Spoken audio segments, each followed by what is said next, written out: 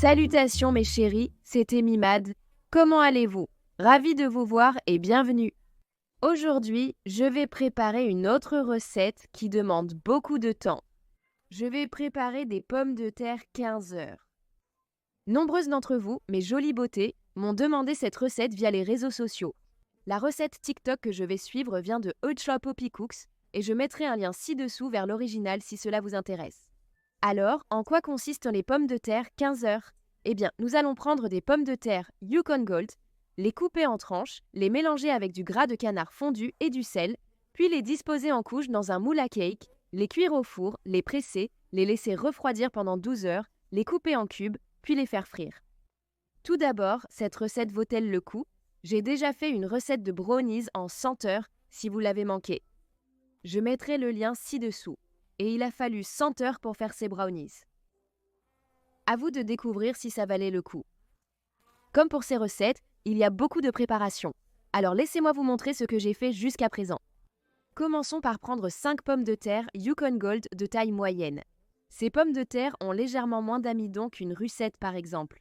Elles sont un peu plus cireuses et ressemblent davantage à ce que Poppy Cooks utilise dans sa vidéo. Donc nous allons les éplucher, les laver, puis les trancher très finement. Vous pouvez faire cela avec un couteau, mais j'ai choisi d'utiliser une mandoline. Il est très tranchant et donc peut être assez dangereux. Utilisez la protection fournie avec la mandoline. Prenez ensuite un peu de graisse de canard. J'ai cherché dans les environs, mais en vain. Finalement, j'en ai commandé en ligne et ça arrive dans une boîte en métal.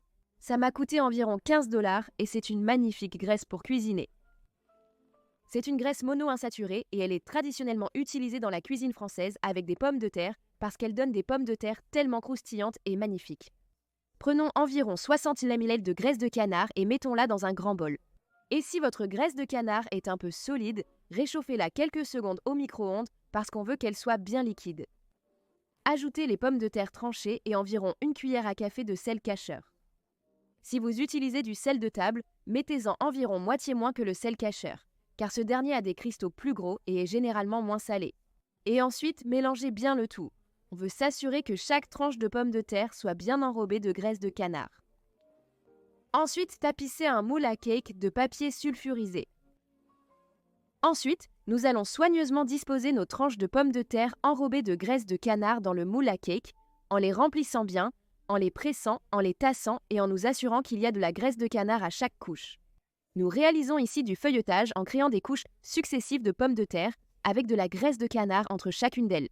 C'est un peu similaire ou analogue à un croissant. Un croissant est composé de couches de pâte avec du beurre entre chacune, ce qui lui donne son aspect feuilleté caractéristique. Couvrons le dessus avec davantage de papier sulfurisé. Ensuite, nous allons le mettre dans un four préchauffé à 120 degrés Celsius ou 250 degrés Fahrenheit et le faire cuire pendant 3 heures ou jusqu'à ce qu'un couteau traverse le centre très facilement. Une fois les pommes de terre cuites, j'ai pris un autre moule à cake, les poser au-dessus et les lester avec quelques bocaux. Maintenant, nous allons mettre tout ça au réfrigérateur pour le laisser refroidir pendant 12 heures, ce qui représente la majeure partie des 15 heures.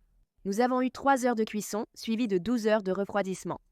Et maintenant, nous allons passer quelques minutes à faire frire nos tranches de pommes de terre imbibées de graisse de canard. Dans une petite casserole, j'ai environ 4 cm d'huile d'arachide et je vais commencer à la préchauffer. Donc, nous voulons amener cela à 190 degrés Celsius. Voici mon petit équipement. Allons-y, démoulons ceci et coupons nos pommes de terre. Comme c'est dans du papier sulfurisé, ça devrait se démouler facilement. Je le dis toujours et ça me porte la poisse, non? Oui, il faut qu'on décroche ça. Ça devrait sortir tout seul. Parfait. Très bien, voilà les pommes de terre. Donc cette technique que Poppy Cooks appelle de cuisson. Le confit consiste à cuire un aliment dans une matière grasse pendant une durée prolongée. D'après ma compréhension, le confit est aussi une méthode de conservation des aliments, comme pour le confit de canard, où l'on conserve une cuisse de canard. On le ferait pocher dans la graisse de canard, puis on le laisserait reposer dedans. La graisse refroidirait et coagulerait, mais elle scellerait aussi la viande contre tout type de pathogènes ou d'humidité. Quand vous aviez besoin de viande, il suffisait de l'extraire de la graisse et de refermer le tout. Et ce serait une excellente façon simple de conserver la viande. Génial, non? D'autres exemples d'utilisation de la graisse pour conserver les aliments seraient de la paraffine sur les gelées ou la cire à l'extérieur du fromage. D'accord, revenons à ça.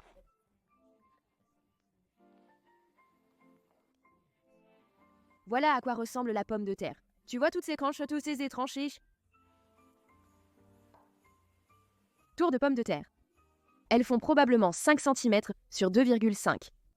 Notez que j'utilise de l'huile d'arachide ici. Son point de fumée très élevé est idéal pour la friture à haute température. 376. Je vais juste plonger ma patate dedans.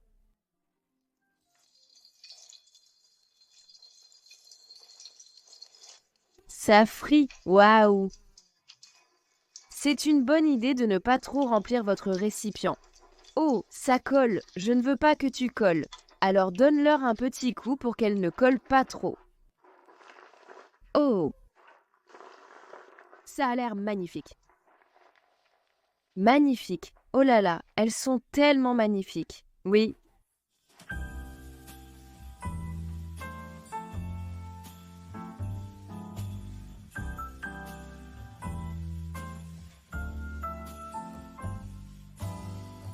Très bien, mes jolies beautés. Et voilà, les pommes de terre 15 heures sont terminées. Et elles sont magnifiques. Elles sentent comme merveilleusement bon. Ça sent les frites ici. Et elles ne se sont pas effondrées, ce qui m'inquiétait un peu, mais ce n'est pas arrivé. Elles ont bien doré et maintenant j'ai hâte de les goûter.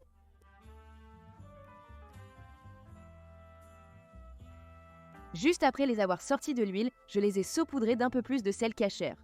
Très bien, allons-y et goûtons enfin l'une de ces bouchées. Itadakimasu.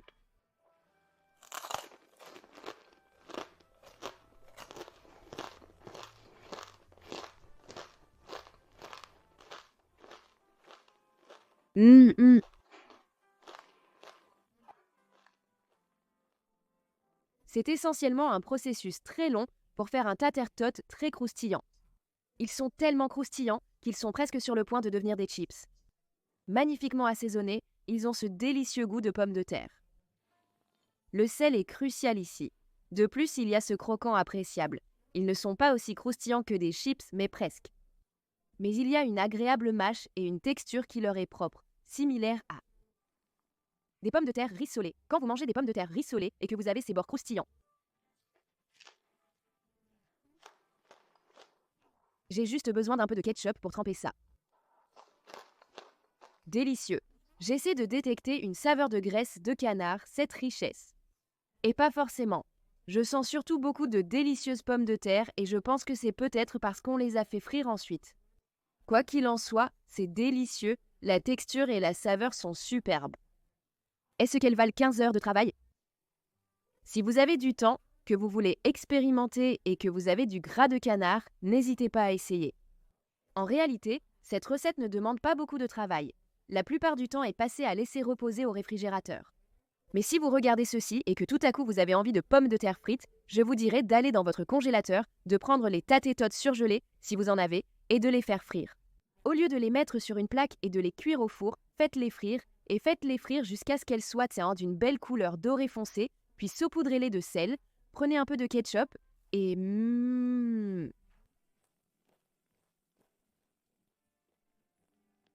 faites-le. Très bien, mes jolies beautés, merci beaucoup de m'avoir rejointe. J'espère que ça vous a plu. J'espère que vous avez appris quelque chose. Partagez cette vidéo avec vos amis, suivez-moi sur les réseaux sociaux, likez, abonnez-vous et à la prochaine. Ciao, prenez soin de vous. Au revoir.